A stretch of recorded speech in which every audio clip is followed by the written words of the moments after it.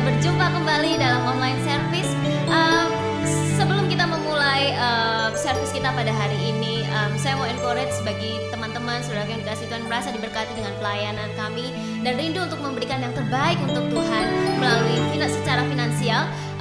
Akan tertera di bawah ini rekening dan lain sebagainya untuk if you want to give your offering, if you want to give your tithe, feel free to do so.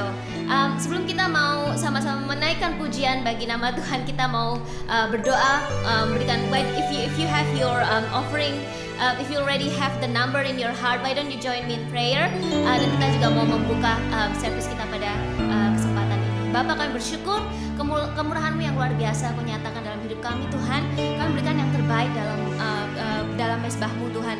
Engkau layak menerima segala yang terbaik, Tuhan. Bahkan persembahan kami, Tuhan, bahkan segala 10% dari penghasilan kami berikan kepada Tuhan sebagai bentuk kami mau trusting our finances in your hand.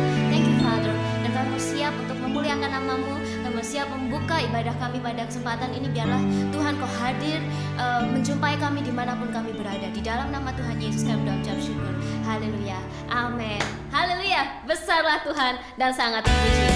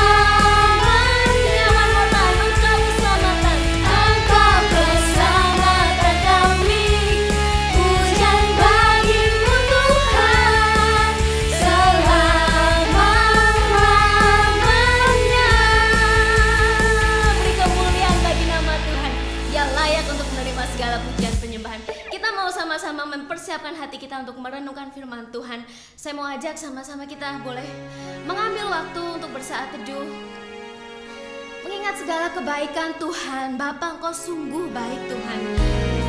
Segala yang kami alami, segala yang kami hadapi, kami tidak pernah melihat your absensi, Tuhan. Engkau selalu ada, Tuhan. Engkau selalu beserta kami, Tuhan. Kami melihat segala pertolongan-Mu, semua yang pernah. Yes, Lord. Semua yang pernah ku lalui bersamamu, Bapa.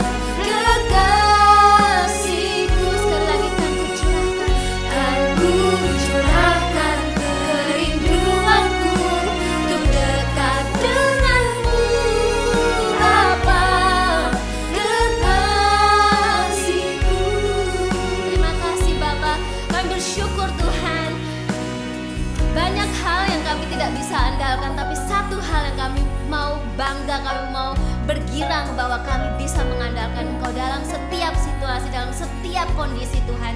Kami mau invite Engkau Tuhan dalam waktu-waktu ke depan ini Tuhan, kami mendengarkan firman Tuhan berbicara kepada setiap kami Tuhan.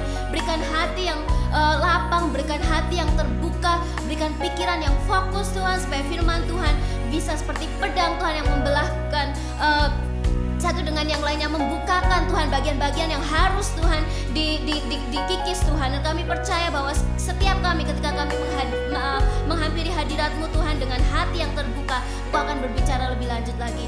Bapa, kami terbatas Tuhan, tapi Engkau Allah yang dahsyat Tuhan. Setiap firman Tuhan yang disampaikan, Roh Kudus boleh menjelaskan lebih detail Tuhan. Thank you Jesus. In your name Lord we believe and we thank you. And everybody says amen.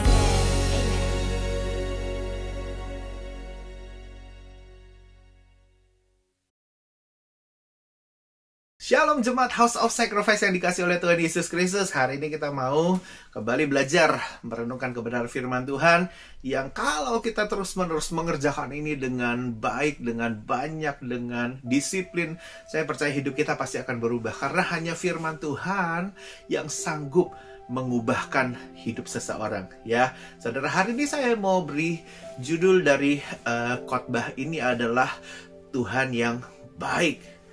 Tuhan yang baik. Nah, yuk sama-sama kita buka di dalam Matius 25. Matius 25 ayat 14. Kita mau mulai baca sampai ayat yang ke-23. 14 sampai yang ke-23. Sebab hal kerajaan sorga sama seperti seseorang yang mau bepergian ke luar negeri, yang memanggil hamba-hambanya dan mempercayakan hartanya kepada mereka. Yang seorang diberikannya 5 talenta, yang seorang lagi 2, dan yang seorang lain lagi 1, masing-masing menurut kesanggupannya. Lalu ia berangkat. Segera pergilah hamba yang menerima 5 talenta itu, ia menjalankan uang itu, lalu beroleh laba 5 talenta. Hamba yang menerima 2 talenta itu pun berbuat demikian juga, dan berlaba 2 talenta. Tetapi hamba yang menerima 1 talenta itu pergi dan menggali lubang di dalam tanah, lalu menyembunyikan uang tuannya. Lama sesudah itu, pulanglah tuan hamba-hamba itu, lalu mengadakan perhitungan dengan mereka. Ayat yang ke-20, hamba yang menerima 5 talenta itu datang, dan dia membawa laba 5 talenta. Katanya, Tuan, 5 talenta Tuhan percayakan kepadaku. Lihat, aku telah beroleh laba 5 talenta. Maka kata tuannya itu kepadanya, baik sekali perbuatanmu itu, hai hambaku yang baik dan setia.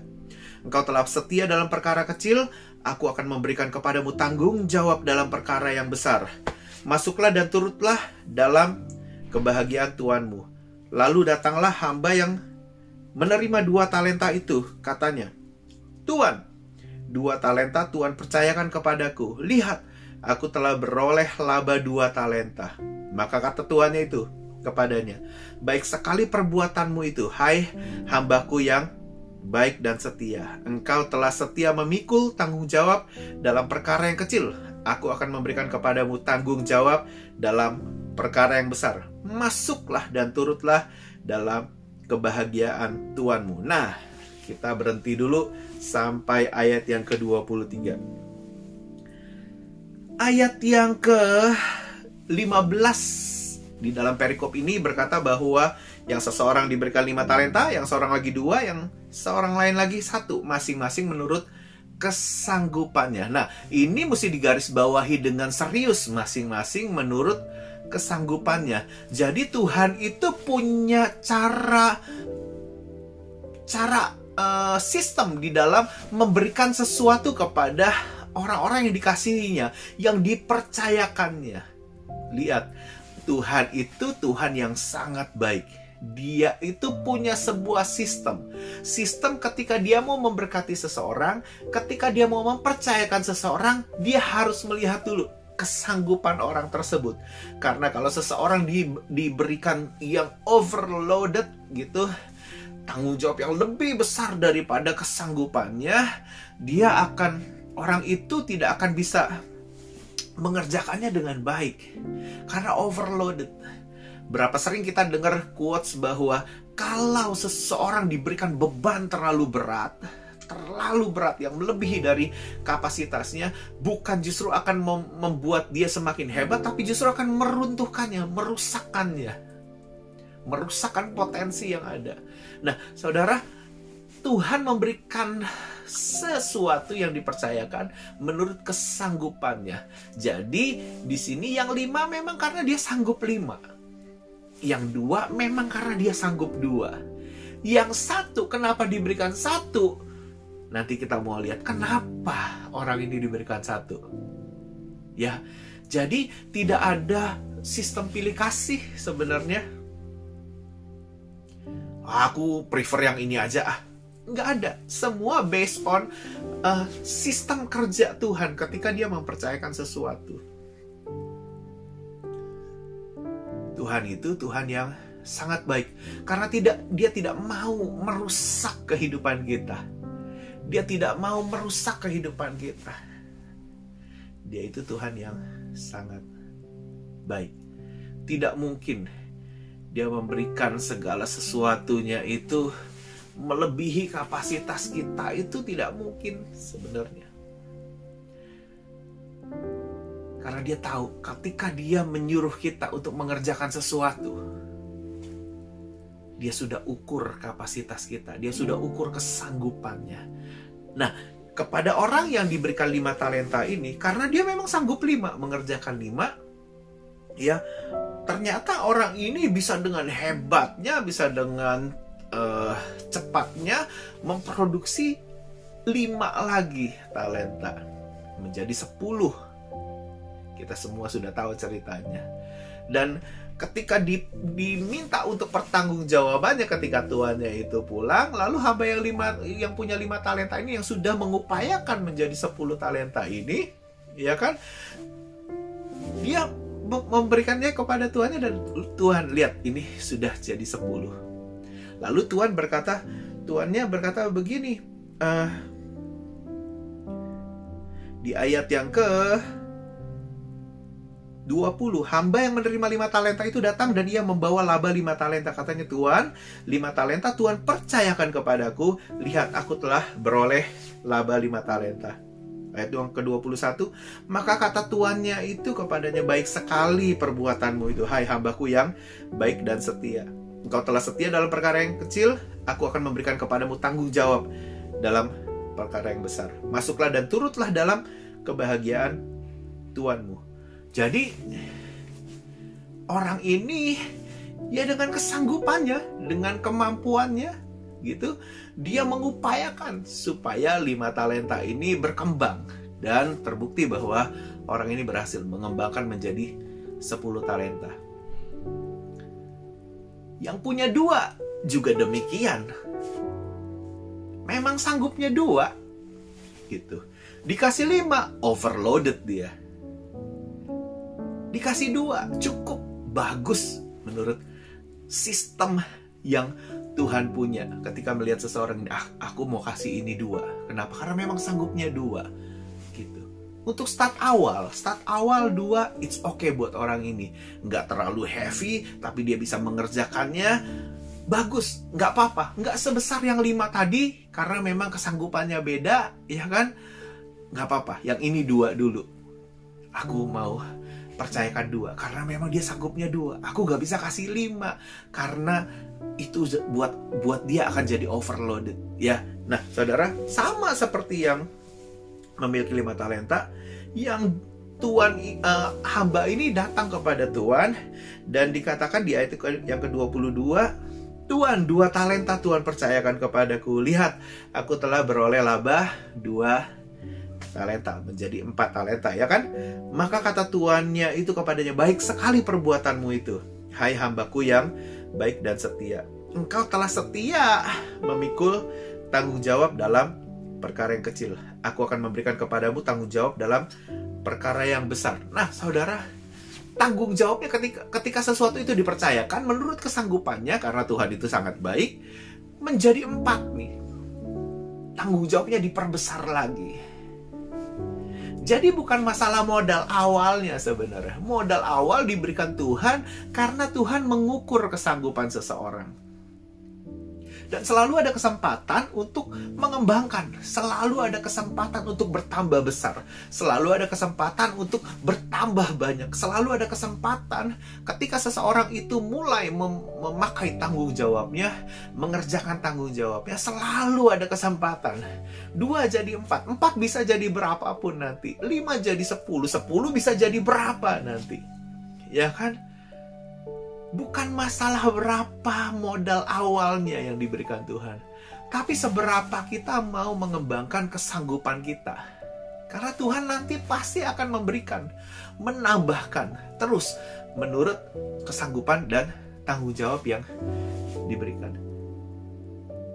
Kebaikan kita, kesetiaan kita di dalam mengerjakan tanggung jawab itu, cara pandang kita kepada Tuhan, itu sangat-sangat menentukan apakah kita mau mengerjakan sesuatu, mengerjakan tanggung jawab itu di dalam Tuhan. Nah, saudara, kita sekarang mau lihat apa yang terjadi dengan hamba yang punya 1 talenta itu. Kita tahu ya, di cerita di atas bahwa hamba yang dikasih 1 talenta ini tetap dipercayakan sesuatu. Karena Tuhan menilai ini sanggup dikasih 1 nih. Tidak ada orang yang tidak dikasih apa-apa sama Tuhan. Seseorang pasti memiliki kesanggupannya, gitu. Besar kecil tidak jadi masalah. Besar kecil itu hanya modal awal, starter aja gitu. Setelah itu seorang itu bisa sanggup mengerjakan tanggung jawab itu, punya akan diberikan kesempatan yang banyak untuk orang itu bisa melipat gandakan atau mengembangkan setiap hal yang sudah Tuhan percayakan. Tapi orang yang punya 1 talenta ini punya problems. Kita mau lihat di ayat yang ke-24. Kini datanglah juga hamba yang menerima 1 talenta itu dan berkata, Tuhan, aku tahu bahwa Tuhan adalah manusia yang kejam, yang menuai di tempat di mana Tuhan tidak menabur, dan yang memungut dari tempat di mana Tuhan tidak menanam. Karena itu aku takut dan pergi menyembunyikan talenta Tuhan itu di dalam tanah. Ini, terimalah kepunyaan Tuhan. Saudara, ini satu hal yang sangat-sangat berlawanan sama dengan yang 2 cerita di atas tadi, saudara. Yang ini begitu ketemu tuannya langsung dia katakan bahwa Tuhan, engkau ini manusia yang kejam. No wonder sebenarnya salah persepsinya dia,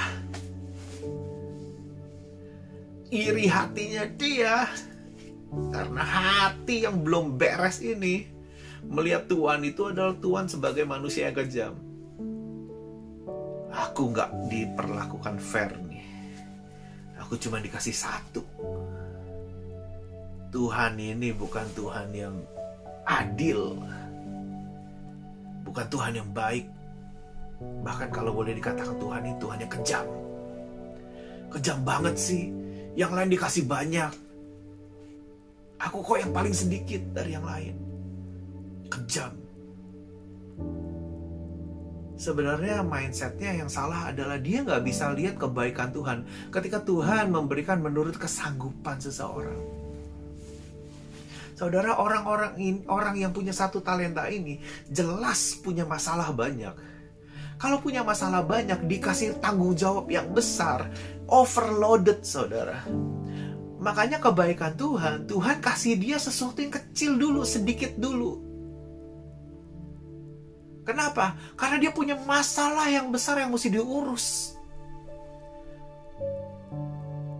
Masalah apa tuh? Masalah cara pandang dia kepada Tuhan itu masalah besar banget. Dia memandang Tuhan itu bukan Tuhan yang adil. Dia memandang Tuhan itu Tuhan yang kejam. Tuhan yang kejam banget. Maunya cuma nuai doang, gak mau nabur. Cuman maunya terima hasil aja gitu. Nah, ini kan mesti di-fix. Berapa orang itu harus di-fix bertahun-tahun, hanya cara pandangnya dia kepada Tuhan salah. Padahal Tuhan udah begitu setia, begitu adil, begitu mengasihi, bahkan nyawanya diberikan buat kehidupan manusia. Tapi toh ada juga orang yang berkata bahwa Tuhan, aku kok gak sembuh-sembuh. Tuhan, kok yang dia bisa lebih kaya Tuhan. Kok dia bisa lebih berhasil Tuhan. Kok dia lebih diberkati Tuhan.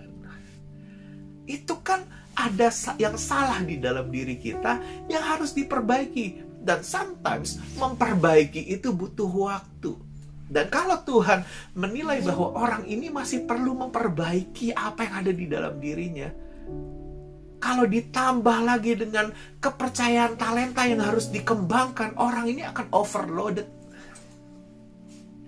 Akan terlalu banyak yang harus dia urus. Makanya aku kasih sedikit dulu, aku kasih satu aja dulu, supaya dia punya banyak waktu untuk memperbaiki apa yang ada di dalam dirinya, apa yang ada di dalam pikirannya, apa yang ada di dalam otaknya itu, di dalam hatinya tentang Tuhan.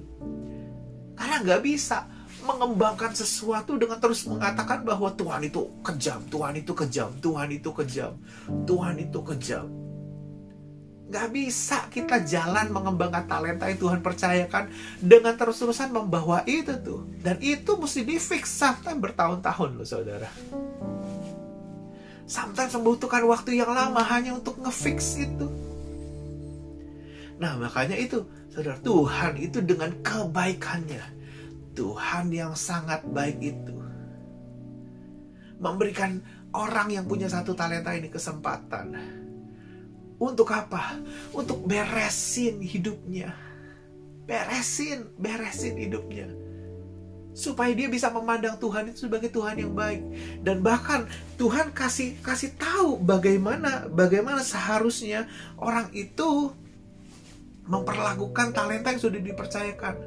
Kalau toh kamu gak cukup waktu untuk memperbaiki, untuk mengurus ini, sebenarnya bisa. Kalau kamu gak cukup waktu, tapi kamu mau ngurusin masalah besar yang ada di dalam hatimu ini, karena itu masalah besar saudara. Memandang Tuhan itu kejam, itu masalah besar.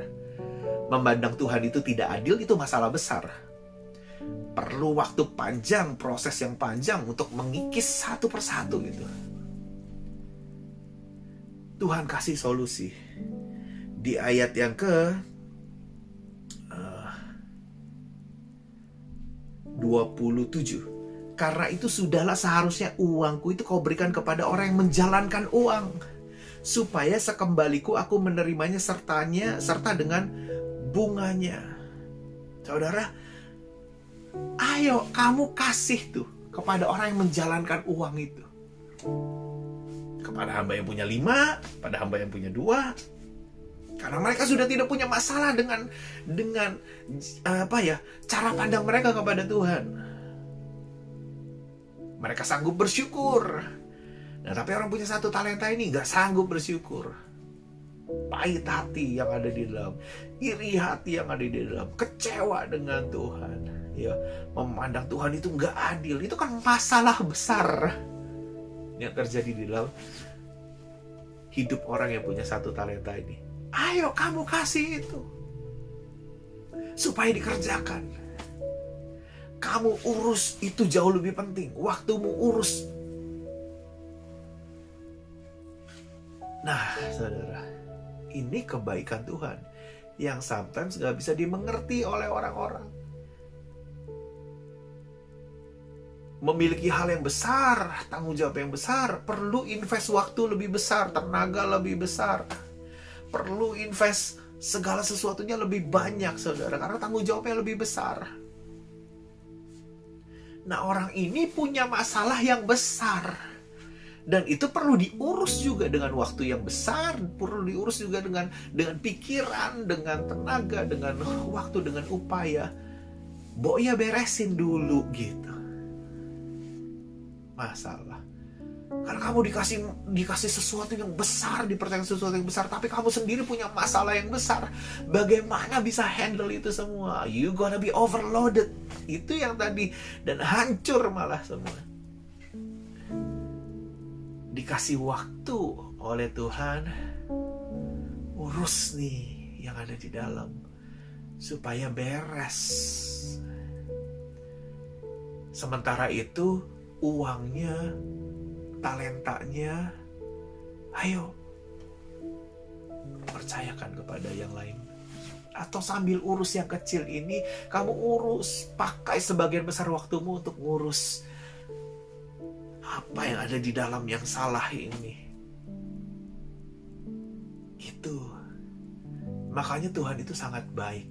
Dan kalau kita tidak bisa memandang bahwa Tuhan itu baik, kita akan tega berkata bahwa Tuhan itu adalah Tuhan yang kejam. Kita akan tega berkata kepada Tuhan yang sudah mati buat kita, mencurahkan darahnya buat kita, mati disalibkan ganti kita. Kita akan tega berkata bahwa Tuhan, Engkau gak adil.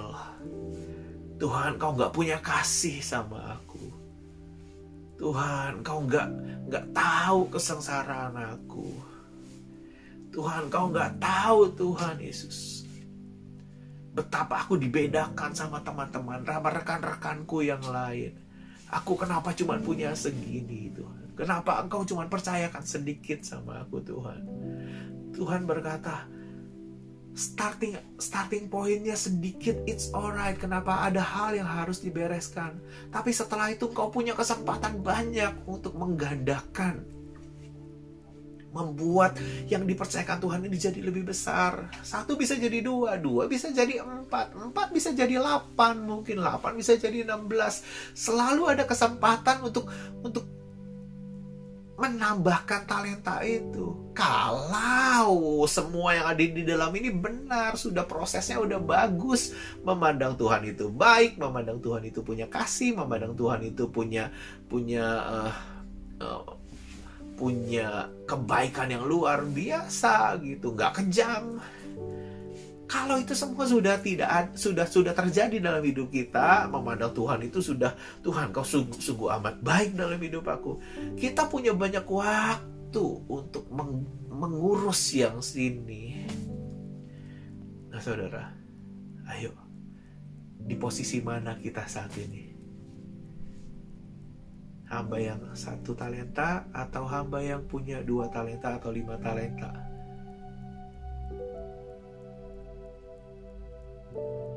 Jangan lagi kita pernah berkata bahwa Tuhan itu adalah Tuhan yang kejam, Tuhan yang tega, Tuhan yang pilih kasih, Tuhan yang karena Tuhan nih aku jadi begini, aku dibedakan. Enggak, kita semua adalah orang-orang yang dikasihi Tuhan. Dia mempercayakan sesuatu dalam hidup kita.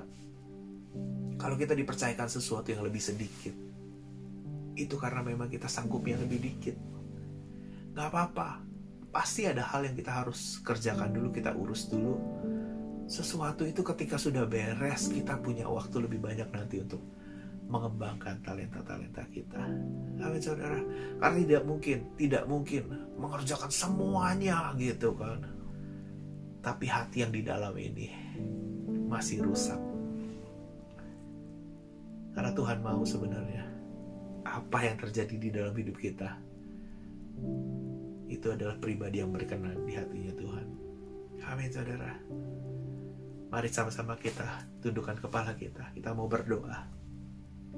Bapa di dalam surga, kami mengucap syukur Tuhan buat hari ini. Firman Tuhan mengajarkan kami Tuhan, untuk kami tetap Tuhan memandang bahwa Engkau adalah Tuhan yang sangat baik buat kehidupan kita, buat kehidupan kami. Tuhan adalah Tuhan yang setia, Tuhan adalah Tuhan yang adil, Tuhan adalah Tuhan yang mengasihi dengan luar biasa akan kehidupan kami semua. Terima kasih Tuhan Yesus. Tuhan, kalau ada hal-hal yang kurang berkenan Tuhan Yesus dalam kehidupan kami Tuhan, Kau yang ajar kami Tuhan melalui firman-Mu Tuhan, untuk kami boleh Tuhan mengurus itu semua Tuhan Yesus, sehingga kami bisa pure 100% memandang bahwa Tuhan adalah Tuhan yang baik, selalu baik, amat baik buat kehidupan kami. Tuhan adalah Tuhan yang sungguh baik buat kehidupan kami. Kebaikan-Mu tidak bisa kami ukur Tuhan Yesus.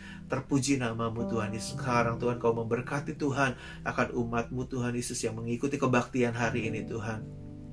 Biarlah damai sejahtera Kristus boleh turun dan tinggal atas rumah tangga masing-masing. Penyertaan yang daripada Kristus Yesus, Roh Kudus yang selalu menghibur, menjaga dan melindungi setiap umat-Mu boleh tetap menyertai sampai Maranatha Tuhan Yesus datang yang kedua kali untuk menjemput kita semua. Dan kami semua boleh berjalan di dalam rencana dan kehendak-Mu Bapa. Di dalam nama Yesus kami berdoa mengucap syukur. Haleluya. Amin. God bless. Tuhan Yesus memberkati kita semua.